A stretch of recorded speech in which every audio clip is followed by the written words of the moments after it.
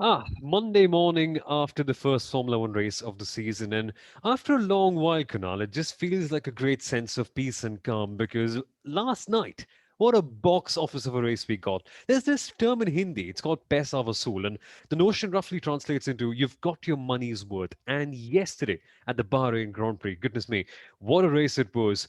We probably got our money's worth in there. Welcome, ladies and gentlemen, to the Pits To Podium and Inside Line F1 podcast, Bahrain GP Debrief. My name is Soumil Arora. Joining me is Kunal Shah, X-Force India Marketing Head, Formula One consultant for VS Sport Network, among other things. And Kunal, very firstly, we didn't expect this, right? We didn't expect the race to be so good. And eventually, considering all the drama, all the hype, that Lewis Hamilton would go out there and win the race, as surprising as this may sound to say. Hi, Soumil. It's great to be doing this on a Monday morning. I think I'll actually have a different view. I sort of expected a blockbuster, Uh, All the preseason narratives sort of came true this weekend, Hmm, and that's not something that happens usually on the first opening race of the season in itself, right? exactly. Um, I knew that it would be a Hamilton versus Mercedes, sorry, Hamilton versus Verstappen. That'll Uh, happen as well at the end of the season, mind you. Yes, I and we had that in qualifying, we had that through the race. We sort of knew that Checo Perez might not necessarily be up there in qualifying, but he'll definitely be up there in the race. Mm. So overall, just I don't know where to start and where to stop because, like you said, an absolute blockbuster for Formula One. And I think the only thing that really concerns me is instead of discussing the blockbuster, we've spent and when I say we, as in largely to everyone who makes content around Formula One in all forms of media, Mhm. the sort of focus has shifted again to the FIA and their Yep. inconsistency in the whole track limits infringement case, which has been there around for seasons. And it's just unfortunate, instead of focusing on the two different generations of drivers going head to Yes. head, we've shifted focus down to, hey, but are we being consistent in how we interpret the rules? But that's an important point as well. That shall come later on. So, to give you a bit of a gist of what to expect over the next 15 to 20 minutes, we shall be speaking about each team, what positives they can take back, and also for Formula One. And inevitably, we will speak about the elephant in the room. That is the track limits discussion. So, Kunal, let's start up with the learnings for Formula One, the winnings for Formula One. And at last, it seems like what? It's been 7, 8 odd years since we've had a genuine, like a really genuine fight where you deep down feel that this one is going to go right to the end. We've got a competitor. We've got Red Bull Racing who are actually here and they seem like they could go to the very end. At least one of them so far, that is. That could change. Yeah, I think, we've seen 2019, 2020, Hamilton only had, he was only challenged by Valtteri Bottas, his Mm, teammate. And before that, we've had Sebastian Vettel and Ferrari sort of take the battle to the Mercedes guys. And, yeah. deep down inside, when Ferrari went up against Mercedes, they weren't as strong a challenger, in my view, okay? Because, when they deliver a strong weekend, you'll still find that one area where Ferrari could have done better, Yep. and when it comes to Red Bull Racing, they just seem evenly matched in most departments, probably a little better in the strategy department, if I may put it that way, and Mhm. again, these this is my view. I'm sort of not backing it up with data because it's just, when it's a Verstappen versus a Mercedes, I feel it's two equal drivers in fairly equal machinery and Yep. fairly equal pit wall, and when I say equal, of course, you average out the three and you'll realize that Mercedes is better at something and Red Bull is better at something else. And Yep. there's just this feeling of confidence that, yeah, they won't bottle up in the battle. And I sort of got that feeling yesterday, and it feels really good if it's going to be like this for the next 22 races. Exactly. It should be so much fun to watch. But what was incredible, Kunal? Now, the simple way to put it would be that I think yesterday was the first time in ages that we did not get bored of watching Lewis Hamilton win because he had a fight. And man, this guy, you seem to put him in any sort of pressure scenario, he will bounce back. That's the one thing that we can all learn from Lewis Hamilton, right? And indeed, there is a discussion that's impending. We shall come to track limits later. Don't leave. But the amazing thing is that it maybe just isn't only the car. Hamilton, he's just superb, the kind of mental composure that he's got. And of course, he got passed by Verstappen off the track, that is. I know I'm building up to this too much, but he held his nerve. Even in the final 3, 4 laps, he just could not get past Verstappen, that is, on Hamilton. Just held his nerve so well. I'm glad that we actually have a Hamilton versus Verstappen, a Red Bull versus a Mercedes battle, Sommel, Mm, because again, it's one of those preseason narratives that has come true, yeah, and coming to Hamilton and him winning the race, uh, he literally dug deep into his experience of managing his tires and still leaving something for the battle with Max in the end.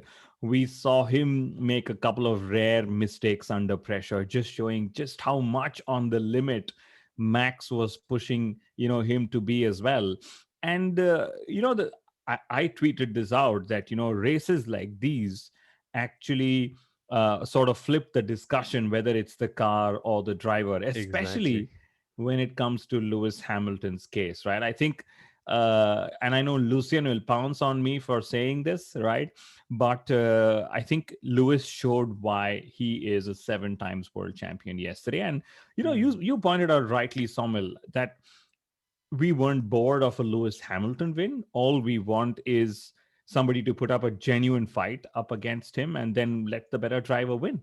Exactly. And Sundaram has pointed out an excellent stat in our Pits to Podium stat review, link in the bio, that Hamilton won a curtain raiser race for the first time since 2015. And it just goes to show that it's been kind of absurd thing of sorts. Hamilton has not been able to capitalize early on, but people are buzzing, Kunal. People are saying that, hey, Hamilton's won a curtain raiser race for the first time since 2015. Maybe at last this could be the year that Verstappen wins, because all these years Hamilton didn't get the first win. And I know it doesn't make any sense. It's a bit of a hollow correlation. But we shall get to Max Verstappen as well, Kunal, because for Red Bull Racing, the real positive, track limits is impending, I know, but the real positive here, apart from that one, is that they genuinely are a well-rounded unit now. There just doesn't quite seem to be any flaw as such. Okay, Perez had a technical issue. That sort of stuff happens usually, but uh, you have to focus on the core idea that Verstappen had a very good car. It was all backed up, and even with the minor niggles that he was facing with the engine, his pace was certainly right up there. I am just getting really good positive vibes out of this Red Bull team. It seems that this is a well matched and well balanced challenge towards the end of the season. It could be, It could be so. I mean, it'll depend on a few points. Hmm. It'll depend on how soon they switch focus to 2022. Which is It will, true. which it'll also depend on whether they literally go down the right development direction as well. We've seen that before, right? Teams are strong Hmm. at the start of the season. They go down a road and they realize they don't end up being as quick towards the middle and the last parts of the season.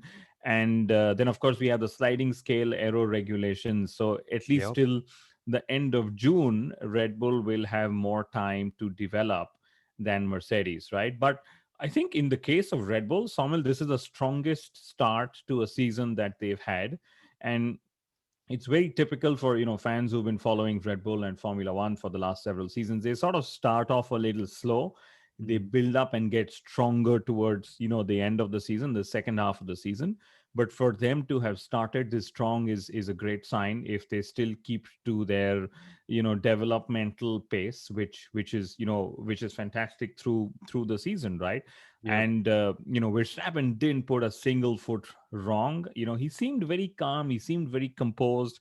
He didn't seem impatient. He Hmm. realizes that he realizes he is able to fight, Yep. and that is giving him the sort of calmness, the sense of calmness that he's probably been wanting all these seasons. He's of course wanted the car, and that's what he's got. He's got the Honda power unit, which I think was phenomenal. Yep. And for him to pull out a pole position lap, which was almost 4 tenths quicker than Lewis Hamilton, was another statement that he made, saying, "If I have the machinery, I will take the fight to Lewis Hamilton." Now, I'll be honest, right? In the last few months of Formula One, I got slightly discouraged just seeing Hamilton win all the time. It just kind of took away the charm for me. That qualifying session in Bahrain, Saturday evening, Ooh, it got me back in. That was amazing stuff. Speaking of which, Honda and their power unit, 200th podium finish in F1 for Honda. And Sundaram has excellently pointed out that 26 of them came in 2019 alone. So from 2019 onwards, it's been a good resurgence for Honda that way. But now we shall come to it. Track limits, Kunal, because a very eagle-eyed user would be the right term to put it, has pointed out that Lewis Hamilton got a C4, that is, the corner after the back straight, the second straight in Bahrain, when you take the downhill descending right hand turn. Hamilton went off there 26 times throughout the race, right? Hamilton got a black and white flag. He was told the track limits are becoming a bit of an issue. But apparently, race control said that they will not monitor C4 on normal laps if an advantage is not gained. Verstappen also made the move at that very corner, right? But in this case, he had one wheel off the curb, off the white line. So, what's the whole discussion all about? People on Twitter are saying that Verstappen was quote unquote robbed of a win. Was he really robbed of a win, though? Or is it just FIA being very strict in the sense that, okay, on a normal lap you can do that, but when you're making an overtake you can't do that? Does that make any sense of sorts? It makes complete sense to me. I think the Hmm. FIA did right on this count of going quickly onto the radio, telling Red Bull to let Max let Lewis go by, because Hmm. clearly if you're going to go off the track to overtake someone, it's not legal, the Yep. overtaking move, and that's what happened with the Verstappen Hamilton battle. Yes, Hamilton went over, as did several other drivers, but that was again another FIA directive, Soumil, Hmm. that Exactly. we will not actively monitor track limits at the exit of turn four, unless you gain, a lasting advantage, competitive advantage by leaving the track, right? But the in my mind, Soumil, and we'll of course get answers in the next couple of days from the FIA, is I still remember the mid race message exchanged between Mercedes and Lewis Hamilton, Hmm. where Mercedes told Lewis, do not cross track limits at the exit of turn four. And Lewis was Yep. like, what? But I've been doing it all race. And then Mercedes said, yes, but the FIA are now getting too bumpy about that. So, in all the post race conferences, Max and Lewis stuck to just one thing, that the FIA changed their mind mid race, right? And that to me is the controversy. Listen, either you have track limits or you don't, but Yep. please don't change it through the middle of a race, because then those who have sort of figured out how to get a lasting advantage and not get caught for it suddenly have to make amends, and those who sort of didn't make use of that infringement that you were allowing can't make use of it. And that's what Yeah. actually happened, because Red Bull went onto the radio to tell Max that he could abuse those track limits through the race, only to then go back and tell him that, hey, now the FIA has sort of said no. So that to me is a controversy. Please don't change things mid race. Meditate, FIA, meditate. It really helps. It helps you keep your mind in a calm position, as we can all say on the Inside Line F1 podcast, with personal experience, that is. But amazing stuff to see, right? FIA just jiggling things around here and there, the inconsistencies. But I think they'll make up their mind eventually. They have to make up their mind. That's been the controversy, not Verstappen going out, but the fact that they changed it mid-race. And you may be pointing out, dear listener or viewer, that it's just track limits, right? You can just drive inside, but it's become so habitual to them to try and take that sort of racing line that it becomes very hard to actually make that amends. Because racing drivers, right? You give them an inch, they'll take a mile. That's just the way they're programmed in life. But another incident that turned Foconal that was very reflective was what happened between one Daniel Ricciardo and Pierre Gasly. And I'll focus on Daniel Ricciardo and McLaren first because they had a very good outing. A real positive for them was that Lando Norris got fourth and Ricciardo, if I'm not mistaken, was in P7. So what I can make up for them is just a good recovery. They've got the Mercedes engine in the car, no troubles. Straight away they're putting good levels of performance. I think, the positive story for McLaren definitely was the fact that they were in the mix, Yep. and they had a double points finish, which I think is phenomenal. Ricardo scoring on his debut with McLaren. I also liked the opening lap skirmish between Norris and Ricardo, and Oh Norris actually yes. edged ahead of Ricardo, and I think that sort of set the tone of his race, where he Hmm. In his post race media interviews for Via Sport, he actually said that I actually had a lonely race, and one of the reasons he had a lonely race is because he overtook Ricardo and sort of pulled his own gap ahead. And Somil, this reminds me of the series that we did. If F1 teams were stocks, Yeah. would you buy, sell, or hold? And I remember saying that for McLaren, they probably have edged a little ahead of the competitive midfield pack. And we Hmm. actually got to see that, in Bahrain with Lando Norris's excellent P4 in the race. Exactly. And Nityanand has pointed out an excellent point in a group chat that we have on WhatsApp. He just said that Otmar Safnauer, team principal of Aston Martin, will be complaining to his wife about rake angles over dinner because apparently they're really bugged about that. It's cost Aston Martin a fair bit of time, representative, but we'll come to Aston Martin a bit later on.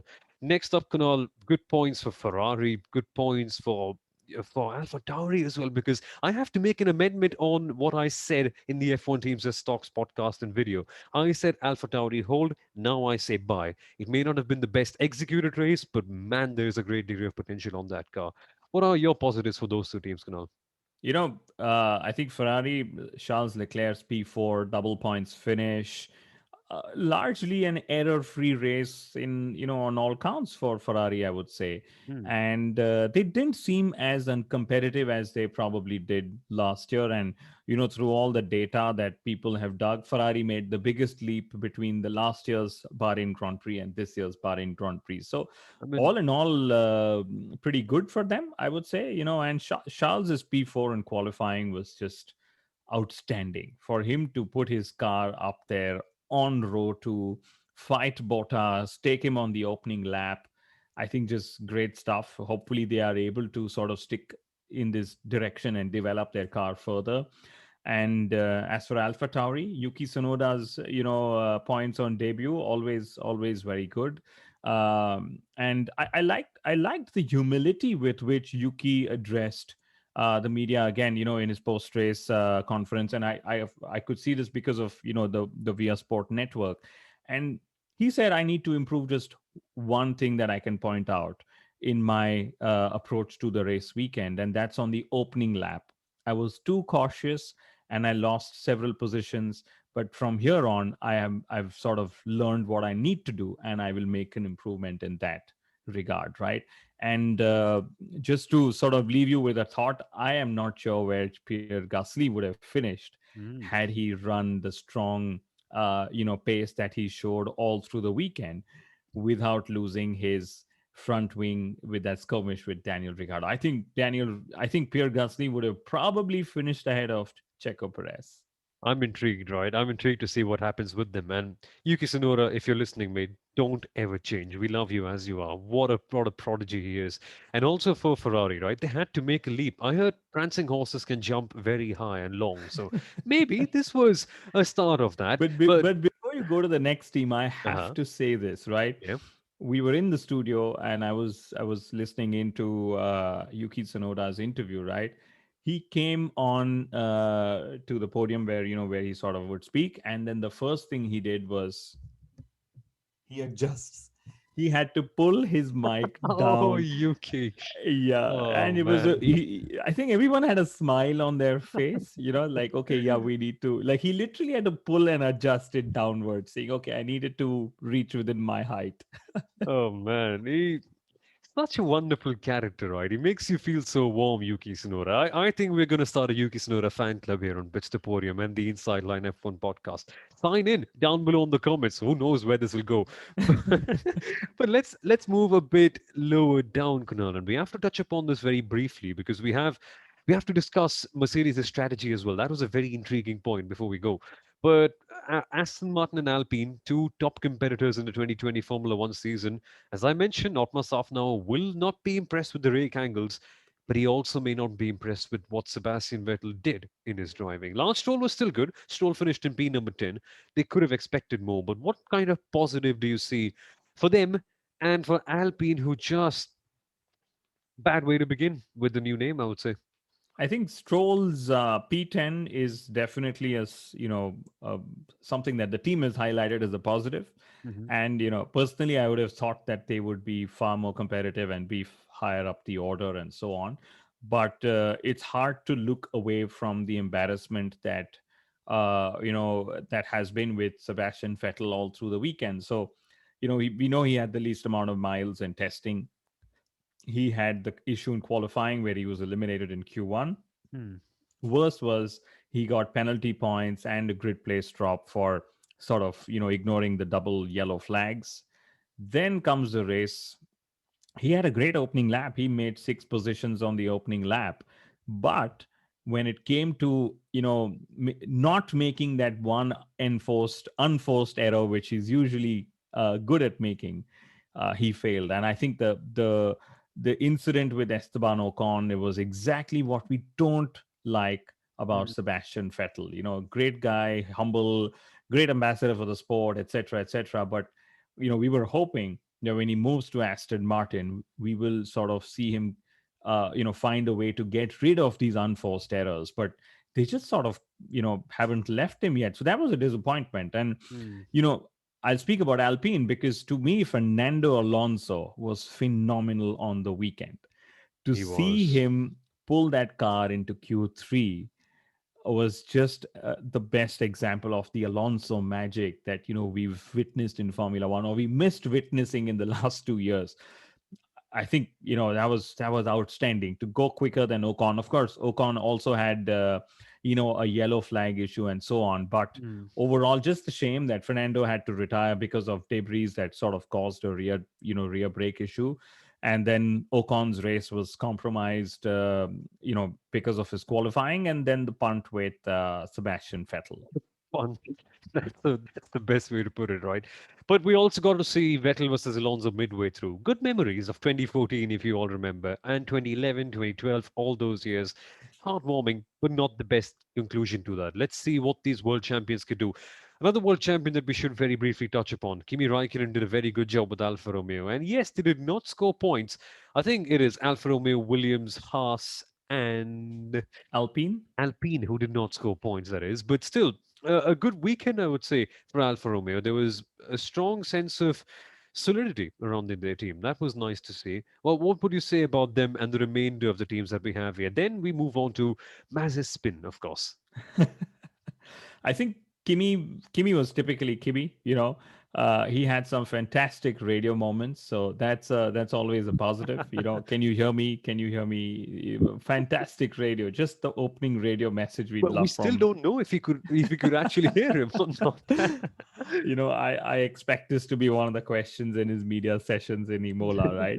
And then I think Alfa Romeo also did great with the Kimi meme that they sort of got, with him holding the Oh board and yes. people using and Yeah. misusing that board. So all in all, great fun off track, I would say.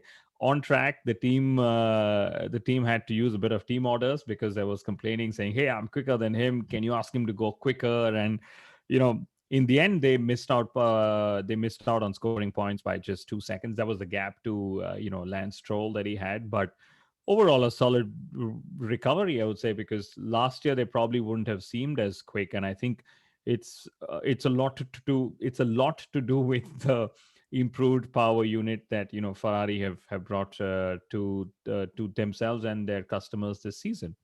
Yeah, exactly. Good performance by Alfa Romeo. Uh Now, one of the other Ferrari customer teams had a bit of a dismal weekend. It seems like a bad way to have your first rodeo for your two rookies, but the Haas feels like just that. It feels like a rodeo, Kunal. It's so hard to contain. And yes, Mazepin has made mistakes, right? Let's judge him Five as spins. 5 spins, massive spins, that is. But of course, we are getting down a bit too hard on him considering what he's done. But let's leave that aside. Let's focus on the driving itself. Not very good. But we also saw Mick Schumacher spinning out. So perhaps it's not just him, but it's also the car that's very, very hard to drive. And that's hardly a way to get in, right? It's like you've been chucked onto the raging bull of sorts, and you have no experience. I mean, they do have experience, but not of a bull of this sort. It's just a wild beast, this Haas, but not in a good way. Well, the only positive for Haas from this weekend was that Mick Schumacher finished his race. And I think that would have been their target for the first race, mind you, because, it's not something that Mazepin could do. He couldn't even finish 5 laps of the race, I Jack would say. Aitken. I'm sorry, but Jack Aitken put out a tweet saying, I felt very proud of doing 60 laps in Sakhir before spinning out. Salute. Yeah, ace. That's how you use Twitter. But I think in the next few days we will sort of hear more about what actually happened with the Haas Mm. drivers, because their spins seemed very similar to each other. Could be down to colder tires, although that seems a little unlikely in the case of Mazepin, I would say. But it could also be full fuel loads and them not being used to driving such a heavy Formula One car, and so on. So but like like they pointed out on the commentary, by now you'd probably know what it would be like in your first Formula One race, and not sort of bin it the way you did Mazepin, right? But since we're talking of Twitter, I read another tweet that you may not like Mazepin as a human, but at least the opening round in Bahrain showed that he's a terrible Formula One driver. Uh, Sorry, oh man, we're that not in the business of pulling down drivers and talent, but no. it's just Mazepin, I guess. I hope he grows as a driver, that is, and as a person as well, right? We just want people to grow and accelerate. Let's hope he has the best of luck with that. But uh, a lighter note, Kunal. Okay, for all the Sebastian Vettel fans, don't. I'm just kidding. I'm a fan as well. I love Sebastian Vettel just for the fun of it, right? Maybe Sebastian Vettel came down and gave them tutorials of sorts how to do a bit of a spinneroo like there. Nah, just kidding. Just a hard car to drive that house. But finally, Kunal, some big topics, right? The big chunk of things that we have come up to before we close up.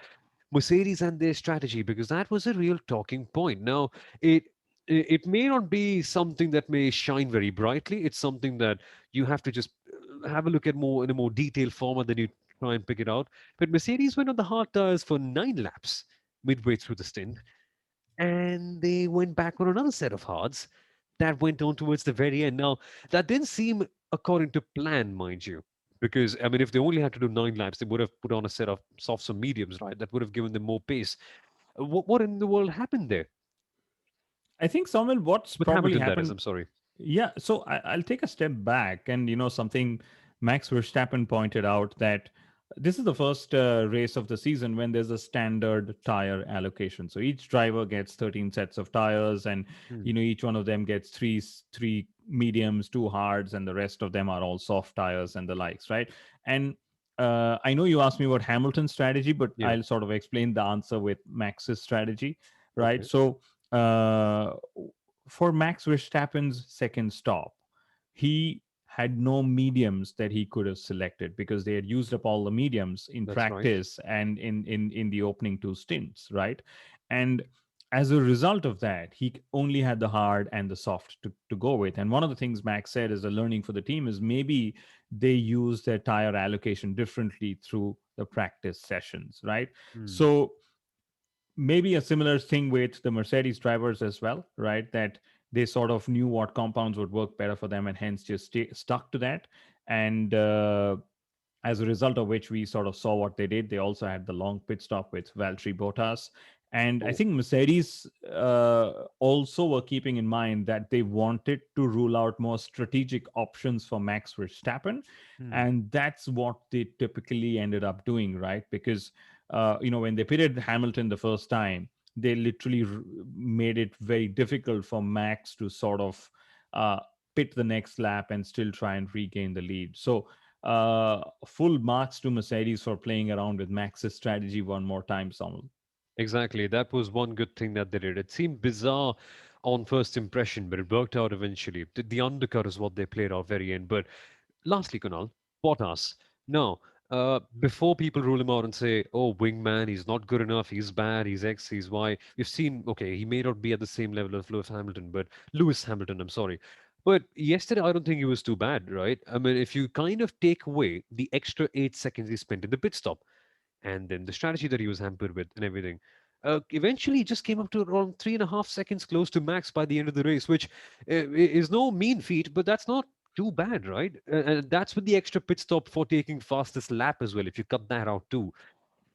I don't think we should bounce upon him too bad. He was decent, not anything extraordinary, but not the way people have kind of reacted in some spaces.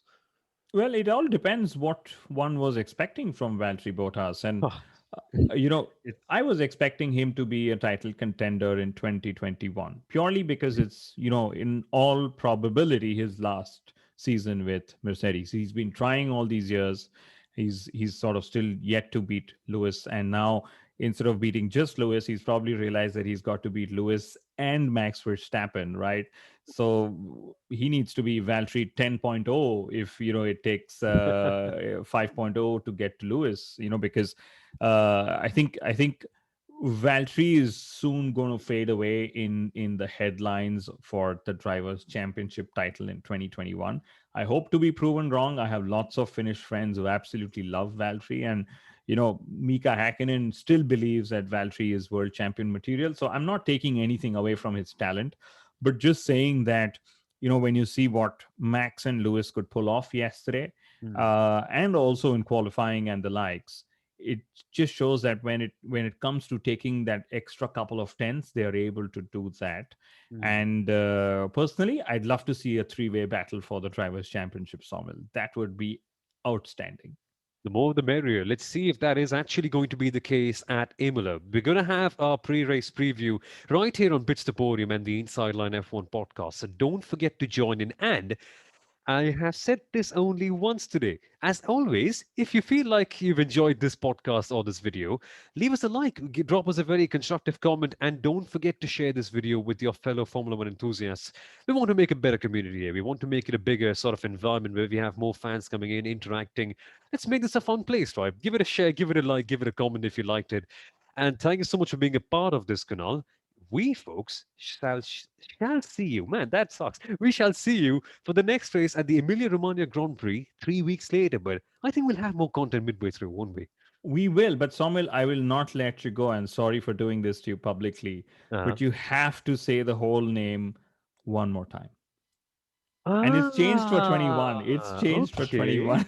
Now I see what you're talking about. So this is going to be the name for the Emilia Romagna Grand Prix, right? And I'll quickly Google it up right There you here. go. So I thought you would have memorized it by now, Somil. no, no.